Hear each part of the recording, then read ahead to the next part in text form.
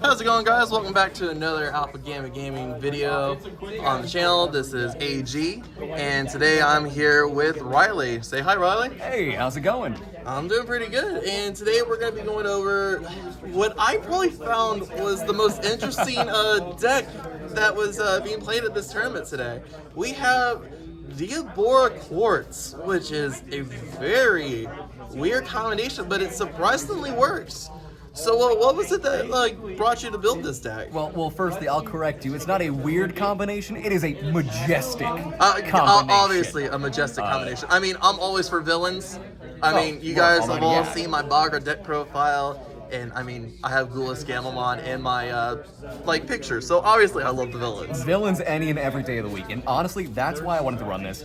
I have loved Diaboro forever, and unfortunately, they just refused to give me the X antibody line. So you know what? We make do. They decide to give us Quartzmon. Oh, that sounds perfect for me. And not only that, and I only found this out today, people. I want you to just check this out real quick. So Quartzmon, look how beautiful this is. But if you just look right down here, yeah, just right there, that says unidentified. Oh yeah. You know what this means? This Digimon can be searched by everything that Diaboro does. Mm-hmm. And it is amazing. It is simply delightful. We will get into that here in a moment, but now we're going to go ahead and get into the eggs. Whoop, that was a little spoiler. Ignore that. So now we're going to start off by showing 4 copies of Sumimon. Yep, 4 copies of the BT5 Sumimon. I had a couple people wonder if we wanted to have the 5th egg and go for, I believe it's the BT2 Sumimon. The answer is, sure you could. But honestly, at this point in the deck, your big goal, as you will see, the overarching goal the entire way, is getting to Quartzmon. Yes, you can search for him, but if you can see this draw one, because, I mean, heavens, everything's going to be unidentified in its type. You'll see it in the level 4s. We only have 1 non-unidentified Digimon in here. And just getting to swing and get that draw one is simply too important, and we rarely see the 5th egg come up in this current meta anyways, so the faster you can get to what you want to see, always the better. And I honestly feel like in this current meta, we don't even see 4 eggs as often anymore. Exactly. I feel like at most we see like 3 now. Yeah. I mean, this game has got such high pace as a goes result. so fast. Alright, well, true 4 of the Sumimons, being able to draw with the attacks as long as your Digimon is unidentified, that's always good. So now we're going to go off and start with the rookies, starting off with 4 copies of the BT2 Karamon. Yeah, so in the same way as the Sumimons, once again, you're just looking to get those draws any and every way you can, and this just occurs anytime you play another Digimon of the same name as this one, which any of you already familiar with Diaboro, you know you're flooding out tokens like nobody's business. So just getting that extra little bonus draw one, oh, it's delightful. It's everything you want to see and more. Now, how would you describe the draw engine for this? Do you think it's pretty balanced? All things considered, I would say yes. Your biggest issue is obviously you have this draw capacity. You will not be seeing it until you go into your Diaboro line in main play. None of this draw stuff will ever affect you when you're at a level 4 or a level 5, because in the perfect timeline, you're never hard playing your 4s or 5s. You evolve into Diaboro, flood out your tokens, and then you get your massive draws, because not once per turn. I just flooded 3 Diaboro tokens? Oh yeah, I'll take the 3 draws, thank you very much. I actually didn't realize that he wasn't once per turn. That's actually pretty crazy. Yeah. And does it trigger for each Diaboro token that's played? Because when they're played, don't they happen simultaneously, or is it like... They do happen simultaneously for player standards, but you have individually played out each Diaboro token, because each effect that does it comes from a different card. So one errata summons one summons another, and your evolution summons the 3rd. So it's 3 different instances of calling out a Digimon. Okay, that's actually pretty good then. Oh yeah. Being able to get that amazing draw power pretty early in the game, or like getting it into the late game. Right, it's as soon as you're into Diaboro, you're gonna flood the board and draw infinite cards all in the same turn. So just be patient, you'll get there. Now next we have 4 copies of the EX1 Karamon. Yep. And this one's just what? A DP buffer? Yeah, Looks he's like a DP buff. He's fine. Again, if you're looking to swing big with any of your Diaboromons, he'll give them that little bit of boost for every other guy you have in play. That has the same name, right? Yeah, for the same name. But honestly, we just run him because he's another unidentified. It's another Caramon, so he's another Warp Evolution target from Infirmon, who you'll see later. So he's just there to kind of fill out the space and be another unidentified for consistency's sake. Okay. I mean, again, that DP buff, especially with this format now, you see a lot of things with, like, really big DP. Yeah. And your worst case, you're going to see those big things in security, and it's just, it drops your heart a bit just seeing those. So getting that extra DP definitely helps, especially since you're not running yellow, so to get that, like, minus DP reduction on security or even on Digimon on board, that just really helps out a lot. Yeah. So he's just nice to have, rounds out the line a little well. And then last, we have, for the rookies, 4 copies of BT5 Caramon, He's aka so perfect. the best Caramon in my opinion. He's so phenomenal. So the only issue that he's been lightly outpaced with as the new sets come out, he reveals 5, great search capacity, but can only grab 1 unidentified type, and Errata Sonata. So, And here's the other thing though, and this is what I realized today. Quartzmon is unidentified. yes, it does count. And it doesn't in trades. necessarily say that it has to be a black unidentified Digimon. Yep. So you could even add Quartzmon. So have that late game, going for that Quartzmon as fast as you can. Like, that's just so good. Even early game, if you're able to build up back in that racing, everything you want and more is Errata Sonata. Right. So if you can throw this down, if you have all 4 of them for some random reason when you drew, that'd be 20 cards worth of search, not counting the 5 cards in your hand and 5 cards in security. You're going to see those erratas and build up the rest of your line as you're going. And truly, errata is so very important. The only thing I wish with this card was that if there was some way to reduce his play cost.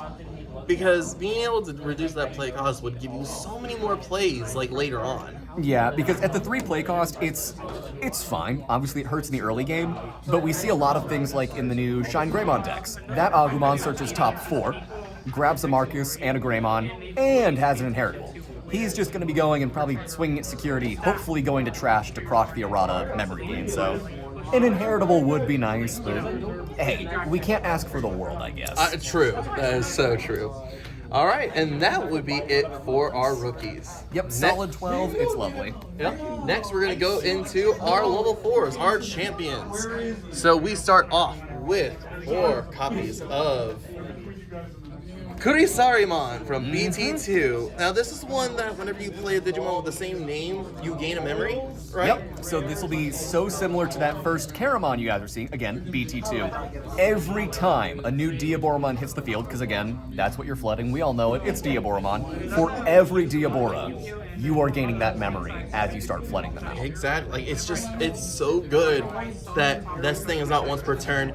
You can continuously keep your turn going, basically. As long as you got your engine popping off and just, it's just beautiful to see it happen. Yeah, if you see him in there, it just makes your life far, far easier, because obviously the goal of the deck is to warp to that level 7 Quartzmon as fast as possible. If you have this Kurisarimon in play, you're almost entirely negating the level 6 stage, the Evo cost for going to level 6, because you're spawning out tokens, 6 cost doesn't matter, okay, let's just go from 5 to the free 6 to the 7, let's go! It's crazy on how fast this thing can make your turns go, Yes. and how long your turns will be just by having even 2 of them out. Mm-hmm. Like, having 2 of them out in your hair are just, your deck's gonna go off so fast, and it's gonna take forever for your opponent to get another turn. Yeah. So next we run 3 copies of the promo Kurisarimon. Yep, correct. promo 45 Kurisarimon, who gives decoy black and white to all Digimon with the same name as this. So once again, looking for Diabora, and it's just a nice little option protection, so you're not getting all of your large level 6s nuked out instantaneously. Now, was there an instance maybe that we've seen that pop off? Because I know I was kind of like roaming through the games, and when I saw Diabora playing, I didn't really see his going off as often as I saw, say, the Rush Kurisarimon, which we'll get to here in a minute, or the memory gaining Kurisarimon. Yeah, so that's kind of the shtick, isn't it? Is the decoy is lovely, but in so many instances, especially in this format with Baggermon and Hunters, we're either bottoming Digimon, we're de-digivolving Digimon. The deletion by effect is... It doesn't happen as often as it used to. It does not happen as often as it does. That's mostly reserved to red decks at this point. So unless you're fighting red, Decoy isn't aggressively assisting. I guess maybe black to a degree as well. Would you say that it might be better to try to change it to, say, the next card we're about to show off, which is the one copy of the Rush Kurosarimon? Yes, I would. Honestly, going with the 2-2 split, I know some people would say consistency is key, and yes, I love consistency, but the Rush is so lovely. I know it goes against the kind of thesis of the deck, which is trying to get to Quartzmon, spawn out as many bodies as you can, and just leave them on field to just be Quartz fodder. From the build that it looks like, it seems like that Quartzmon could be more of just your end game other than a goal that you're trying to rush to as soon as possible. Yes, so a lot of the joy with this one as well means any token you flood out, if you don't have that Quartzmon, cool, let's send them at the security, who cares, they'll rush, they'll die. If your opponent has a Quartzmon, because obviously that's a massive fear right now, if you're able to evolve into your Diaboro-Mon, spawn out tokens, and give them rush, well, now you're getting past a lot of that Quartzmon disability that suspend everyone, keep them suspended forever. You actually get an opportunity to start swinging massive amounts of small bodies at the board, which they may not be prepared to counter the rookie rush. They already did their counter. If you hit them after that, well, they'll never see it coming. Exactly. So yeah, upping that to 2 and bringing Decoy down to 2. Would I play with even swapping them 3-1 the other way? Potentially, but for now I think 2-2 is a safe enough split that it'll function. For today you couldn't find another one, so you decided to do the 1? Yeah. Okay. So instead of it being 3 of the Decoy, it would be instead 2 copies of the Rush and then 2 copies of this one. And then this also has a Digivolution effect of if you don't have a errata on field, you have to play it for free. Yeah, which is, I mean, you think about it, a lot of the decks have that right now. They are finally getting that ability. When you promote your 3, evolve into your level 4, now drop your Tamer. He had this back in BT5. He already knew where the meta was going. He did.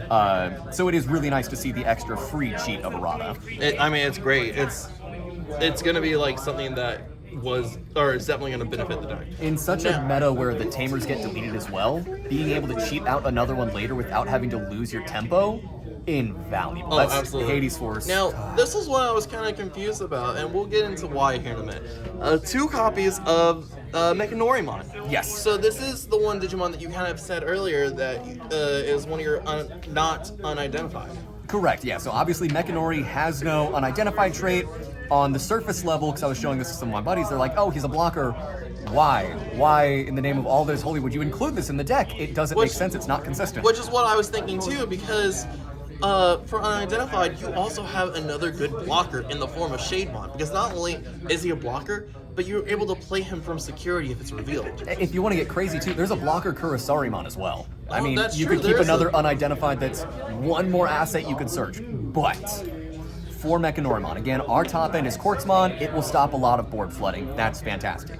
Until you get to Quartzmon, one of your greatest fears is just them chipping down your security instantaneously. If you're up against Crossheart, if you're up against Hunters, if someone wants to get wild and bring out Cherubimon again, oh my heavens, you're in danger.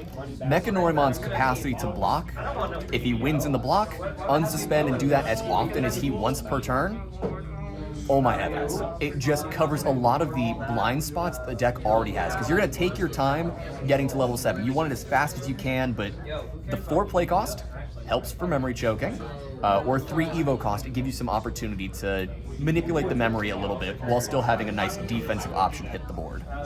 Right, and being explained now, it does seem like it does benefit more. It's just, it's kind of disappointing to see something that, I don't mean it like, like, oh no, it's not unidentified. I mean, it is kind of that. It's a card that's dead when you're doing your searches. Yeah. So the only time that you can really benefit from it is if you're drawing for it. Yep.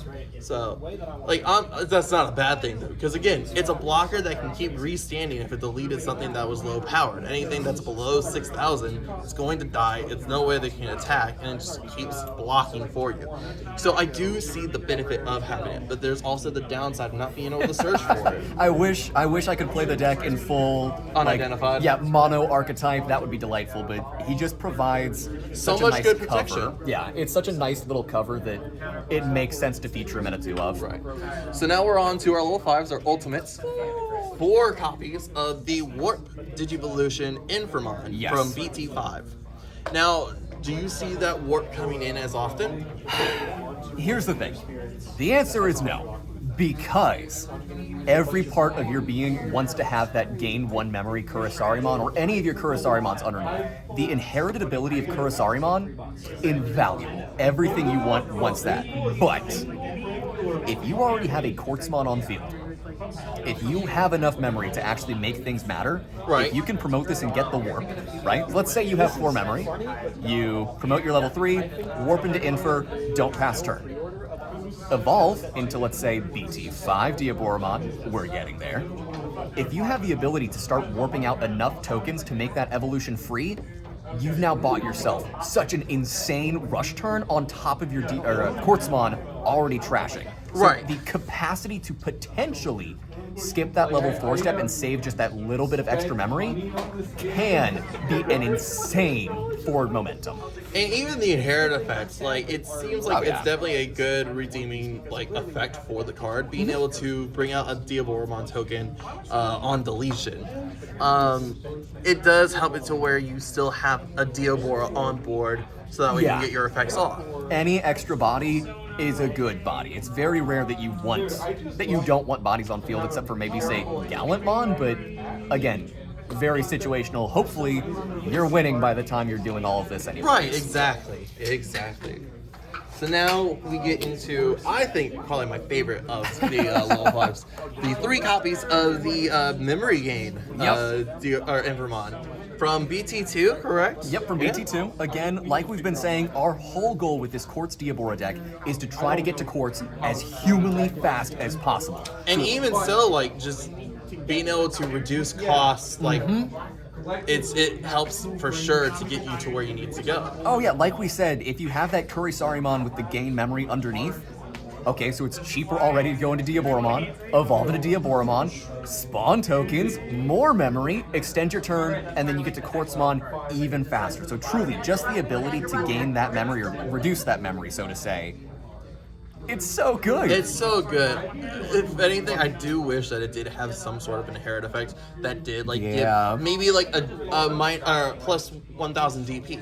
Yeah. Like, that would be nice. Say, like, if you have another Digimon that has the same name as this Digimon gets plus 1,000 for the turn. Yeah, That would be nice. But again, I like to believe my headcanon is that you just write in here, you get to play Quartzmon faster, and that's the best inheritable there is. That's true.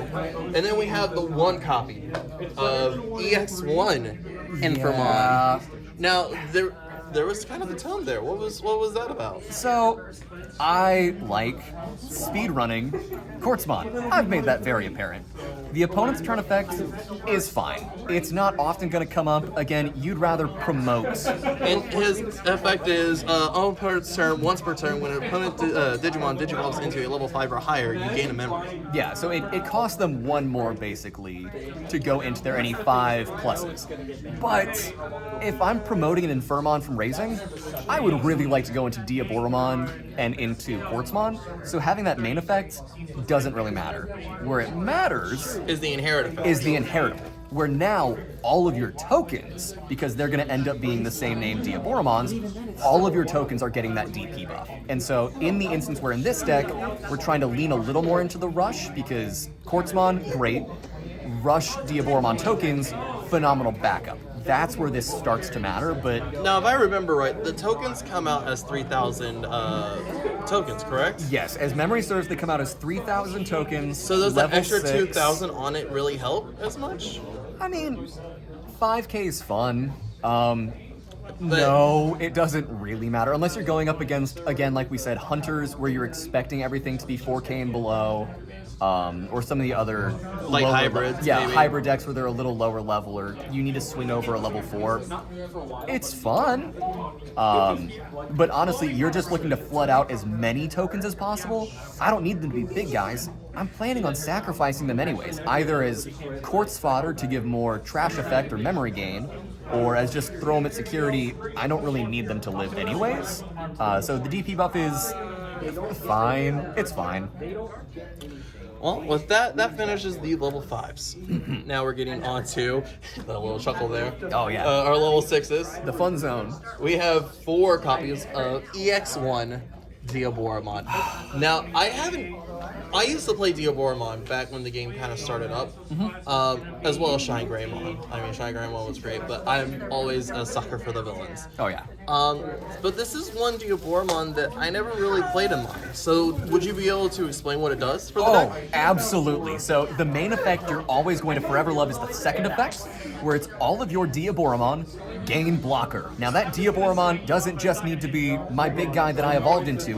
Every token you spawn becomes a blocker. You are about to have a wall of Diaboro-Mons that refuse to let any data penetrate them. They are going to be a wall that protects your life until you choose to get rid of them. And then the main ability, which The we say security main, effect? is a security effect, because yeah, let's just give that to a level 6, why not? On security, at the end of battle, so it does end up doing the battle with 11k, delightful, go ahead and just, cheat out a free Diaboro-Mon token.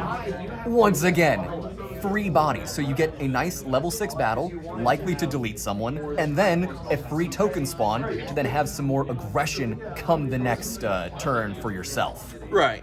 He is just incredible across the board, has to be a 4 of, everything about him is wonderful. Security bomb, great defensive option, and hey, a level 6 that could go into Quartzmon if you need. Exactly. And again, this is, you're basically just trying to stall or rush into getting your quartz. Yeah, exactly. So being able to make those Diaboro-Mon tokens into blockers in order to halt your opponent from getting through, or halting your opponent from taking the next big step that they need to in order to get their game progress going. Yeah. It just helps to slow it down, which is good. It's Yeah. a great card to have.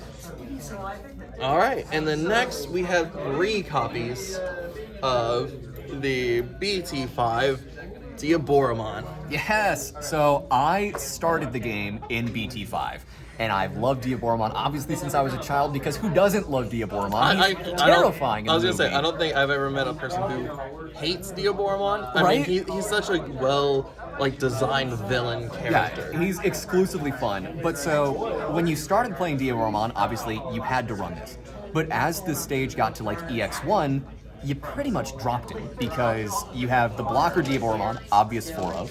You have the promo Diaboro-Mon for the raw security attack plus, and then you had the BT2 one if you wanted to tech that in, where it's when attacking spawn a token. But at the time back in the day too, it was really hard to get that promo Diaboro-Mon as well. Oh my, he was so much money. It was nigh impossible. I remember when he was 120 at one point. it And I was remember insane. at least getting one off of somebody for 90 back then. Yeah. And even then, that still hurt my wallet so bad. Right? to In try a to deck get that it. was, don't get me wrong, Diaboro-Mon always was good until the format started changing from going wide to tall. to tall and delete everything. So it's this instance, and especially with the blocker Diaboro-Mon, that the decoy, in theory, is way better, the decoy Kurisarimon, because if they delete the blocker Diaboro-Mon, all of your guys lose blocker. So that's where you would want the protection. So the but- decoy is just there to mainly protect that Diaboro. Yeah, exactly. He's just there to protect the other Diaboro-Mon to ensure everyone keeps blocker. But this guy, this beautiful little lad here, the wondrous Diaboro-Mon himself, when digivolving, you would say, oh, that's so basic. Yet to play out a Diaboro-Mon token, right, that's pointless. But hear me out. If you have the erratas, so that when you evolve into Diaboro-Mon, let's say you have 2 erratas, boom, 2 Diaboro-Mon tokens, 3rd Diaboro-Mon token, memory gain Kurisarimon. This was a free evolution that now placed 3 bodies on board. So you're digivolving for free. Digivolving for free, potentially, gaining 1 if you have the level 5 Infirmon that would make this a 2-cost Evo anyways. Exactly. Like, it's definitely like a good way to keep your turn going, to keep you to getting the engine going, getting to where you need it to be, being able to stall out your opponent, or just, getting to the next piece. Yeah, and you know who absolutely adores having bodies on field?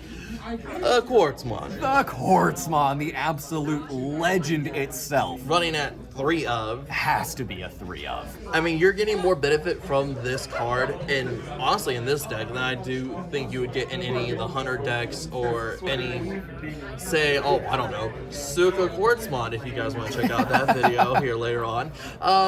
Because you're being able to Digivolve for 6 instead of that 9 if you're Digivolving on a save. Yep. And you're saving 3 memory with that already. Yeah, you're already making certain that you're not doing the 9 Evo from a level 5, and because you've already been spitting out so many Diaboro tokens as we've been going, hopefully you already have your Errata Sonatas out. His when Digivolving effect to suspend everything. Just hit the whole board with suspension and gain 1 memory for every 2 suspended. You are giving yourself bonus memory to ensure that Quartzmon is even cheaper and ready to swing with, hopefully, knock on wood, 10 suspended bodies on board. Now, I did play against this deck in the first round of the tournament, and I had one point where there were 15 cards on board, and when he went to attack, it trashed 3 cards from my security. That's just insane. And most of those cards were because my opponent had the token Diaboros on board. Oh yeah, they're just already swarmed out there. Quartzmon comes in and makes even more benefit off of you swinging. Yeah. So exclusively a delightful card, absolute shutout, because you can get to him so quickly. Because it's so unidentified. He's unidentified. You'll search him. You're running 3 for consistency. You're going to see him, and you're going to get there on time. Oh, absolutely. Like, it's just such a great card to see in this deck. Like, again, Diaboromon X stuff we haven't seen. So, again, this could be the closest thing we get for right now. Yeah. And even then, even if we get the X stuff, I still feel like you would run this. Later on. Yeah. It's just so good for the deck. Unless the X was so wildly departed as an archetype and required itself to be self-sufficient, there's no reason not to poison that. You're always going to have the bodies to make it matter. And of course, in that deck, you would run at least one. Oh, yeah.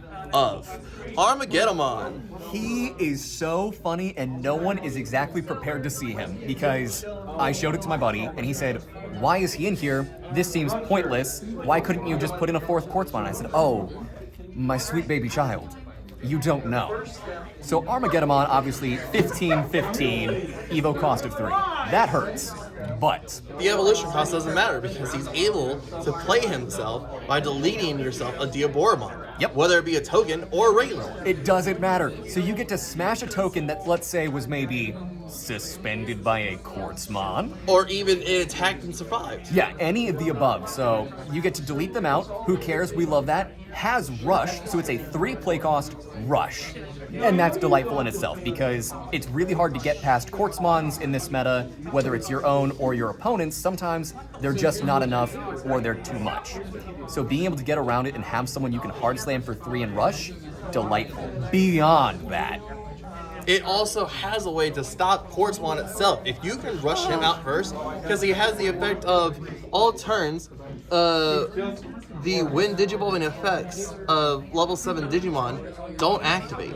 So say you've already played your Quartzmon, and then you go to play this after it. Yep. You've now halted your opponent, and not only suspending their things, and they can't suspend, but now they can't even play Quartzmon themselves. They cannot activate the when Digivolving ability to also suspend the whole field. Again, probably wouldn't matter, because if you have your own, but it means they can't get the memory back.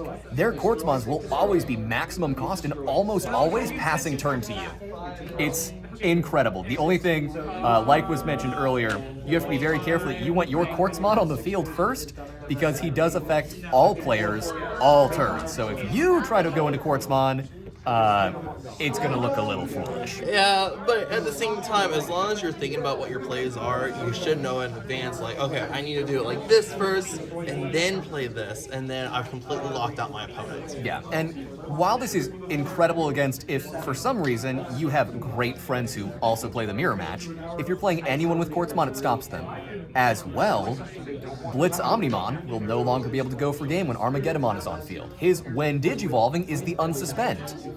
If you're not getting that, you've bought yourself a bonus turn. Any level 7, let's say Shine Greymon Ruin Mode, we all know that's coming. His when Digivolving effect will not activate. I mean, granted, his on deletion effect will still kick off. Well, we're gonna choose to believe that that's not gonna totally hurt me forever.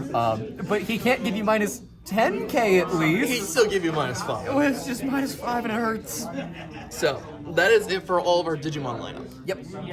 Now we're going to get into the Tamers with running 4 copies of BT5 Arata Sonata. The lad. Now, I played Diaboro-Mon back in the day, so I love seeing him so much.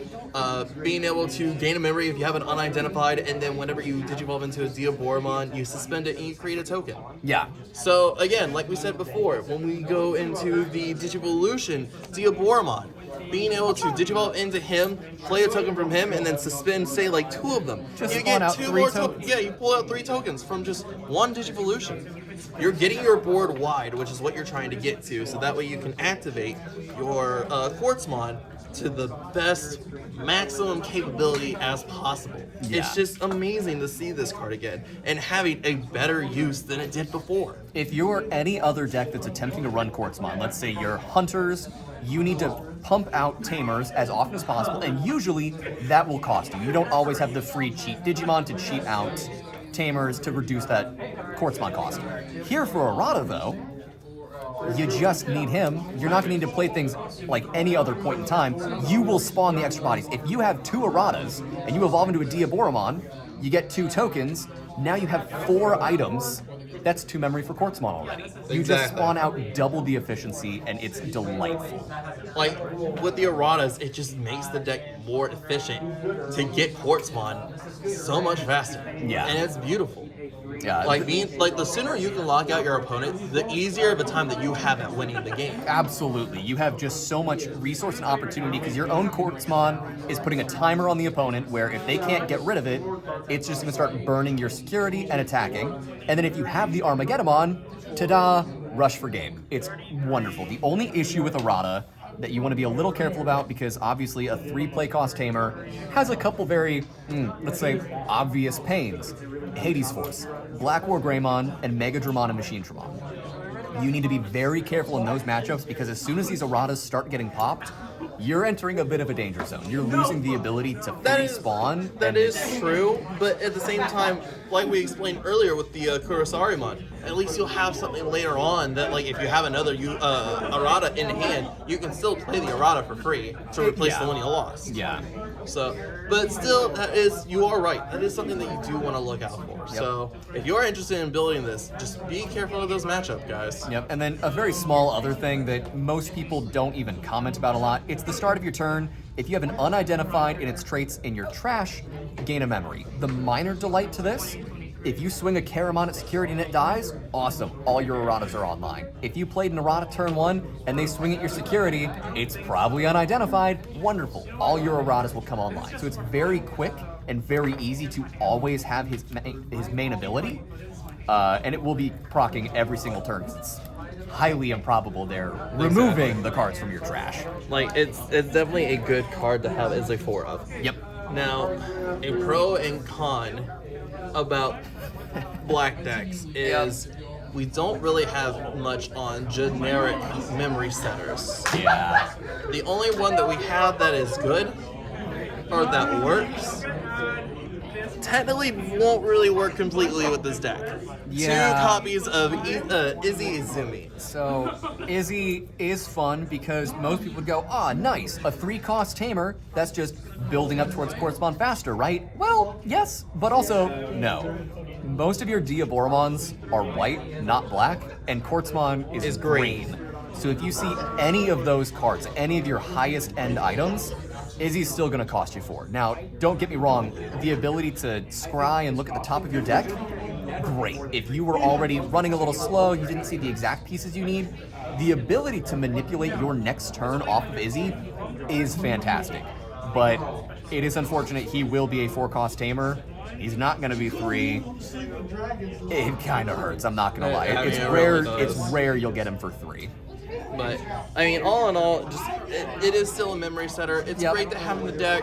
It just I wish for Black that there was a better memory set tamer. Give me another errata. Give me the Cyber Sleuth, another set based on it. Give me another errata, 4-play cost. absolutely. Memory setter, please. Now, finally, and I saw this card get played so much, and it was greatly benefited. And for those who say that D Digivolution is not great, I want you to say that to Catastrophe Cannon. D-Digivolve is one of the single most infuriating mechanics. I have been a Machine Dramon player for most of my life, and nothing angers me more than D-Digivolve because I can't stop it and all of my abilities turn off. So the capacity to D-Digivolve is great.